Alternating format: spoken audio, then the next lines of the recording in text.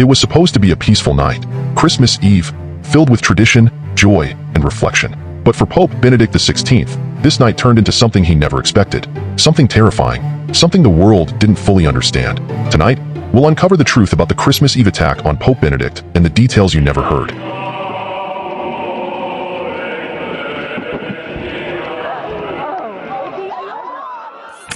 December 24th, 2009, Christmas Eve. A night meant for peace and celebration. But inside the Vatican, everything was about to change in an instant. Pope Benedict XVI was about to face an attack, right in front of the thousands who gathered for the Midnight Massachusetts.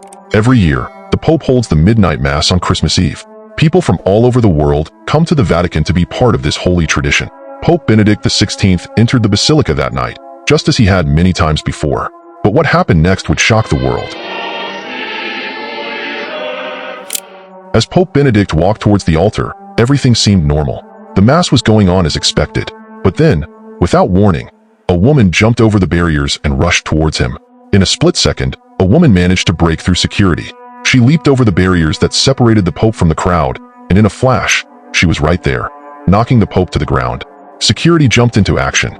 They grabbed the woman before she could get any closer. But by then, Pope Benedict had fallen to the floor.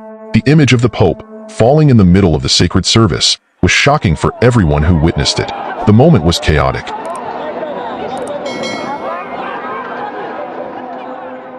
The woman was identified as Susanna Maiolo, an Italian woman in her 20s. It was later discovered that she had a history of mental illness and had been previously hospitalized for psychiatric issues. She wasn't acting out of hatred, but rather from a place of mental instability. She was obsessed with the Pope, something that had been known before. Many wondered what drove her to do this. Was it a spiritual obsession, a cry for help, or something more? The truth is, we'll never fully understand what went through her mind. But there's one thing we do know. She got close enough to harm the Pope, and that raises some serious questions. Right after the attack, the Vatican did its best to downplay the situation. They quickly reassured the public that it was an isolated incident and that the Pope was unharmed. They wanted people to believe it was just a random, strange event. But some things didn't add up. How did this woman, with no real connection to the Pope, manage to get past the Vatican security? The Vatican was supposed to be one of the most secure places in the world. And yet, someone with mental health issues was able to break through. How was this possible? Was it just a random act of madness, or was something bigger at play? The Pope was shaken, but thankfully, he wasn't seriously injured. He continued the Mass, as he always would. He even addressed the public afterward, downplaying the event, as if it was nothing more than a small disruption. But for many, this was more than just a simple incident. It raised concerns about the safety of the Pope.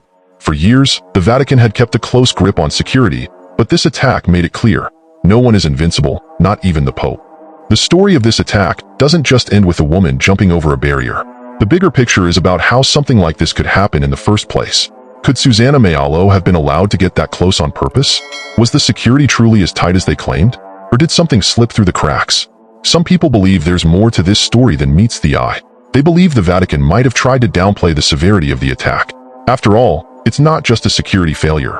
It's a failure to protect one of the most important figures in the Catholic world. In the end, the Christmas Eve attack on Pope Benedict XVI have been overshadowed by other events in the world. But it's a story that remains full of unanswered questions. Was it a random act? Or was it something deeper? Something the Vatican didn't want to fully acknowledge. One thing is clear. The truth about what really happened that night may never fully be known. But the Christmas Eve attack will forever be a part of the Vatican's history. And it will leave us all wondering what really went on behind the scenes.